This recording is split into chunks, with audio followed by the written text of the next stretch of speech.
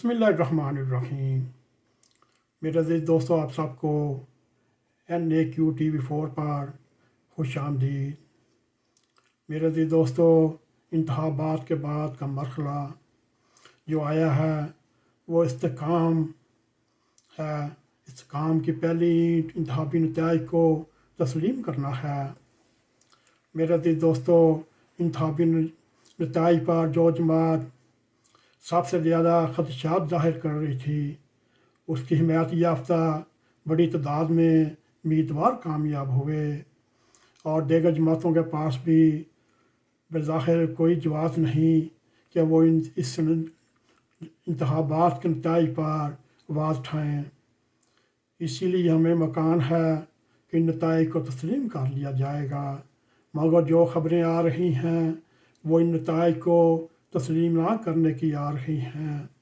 اگر نتائج تسلیم کر لیے جاتے ہیں، یہ ایک نیک شگون ہوگا۔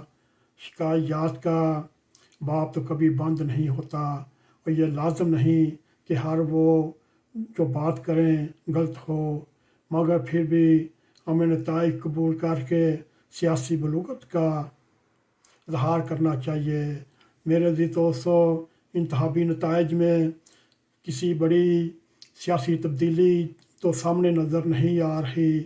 یہ ان سیاسی رجحانات کی تاکید ہے جن کو ہم ایک عرصے سے دیکھ رہے تھے۔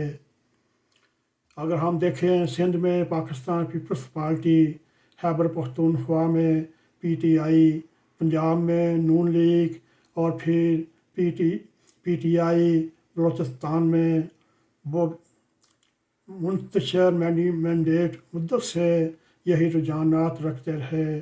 10 سال پہلے بھی انتخابی سیاست میں PTI کا ظہور ہوا، جس نے خیبر پختونخوا میں قوت کا سرچشمہ بنا۔ پنجاب میں میاں نواز شریف صاحب نے انتخابی مہموں کے درمیان پاکستان پیپلز پارٹی کا خاتمہ کیا۔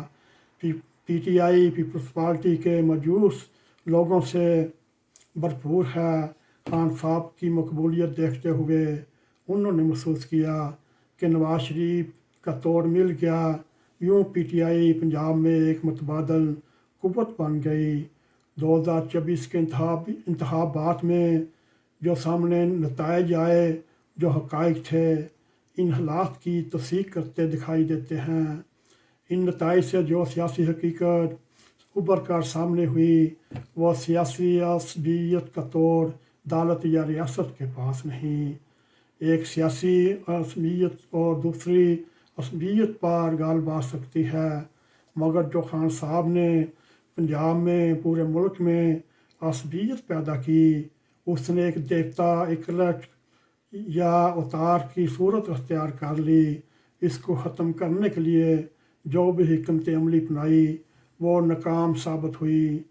یہ اہل تحقیق کے لیے ایک سامنے ایک مضمون ہے، وہ اس اسباب کا سراغ لگائیں، لیکن امر واقعہ یہ ہے جو اسباب ہمیں سامنے نظر آ رہے ہیں، اس سے مطلوبہ نتائج حاصل نہیں کیے جا سکتے۔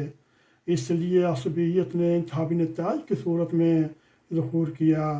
کیا ان نتائج کی کوکھ سے اگر سیاسی استحکام ملتا ہے یا نہیں ملتا؟ آج کا سب سے بڑا اہم سوال یہ ہے۔ تادم ترین جو انتخابی نتائج ہمارے سامنے ہیں، ان سے اندازہ ہوتا ہے کوئی ایک فریق اتنا توانا، طاقتور، تنہا حکومت بنا سکے، وہ نظر نہیں آ رہا۔ یہ بظاہر سیاسی نظام کی ناکامی ہے، کیونکہ تاریخ یہ ہے ایسی صورتحال قدم پر قدم بحران پیدا کرتی ہے۔ تاہم اگر سیاسی بصیرت کا مظاہرہ کیا جائے، یہ کمزور اس نظام کو طاقت میں بدل سکتا ہے۔ اس سے قومی حکومت کا تصور مستحکم لگتا ہے۔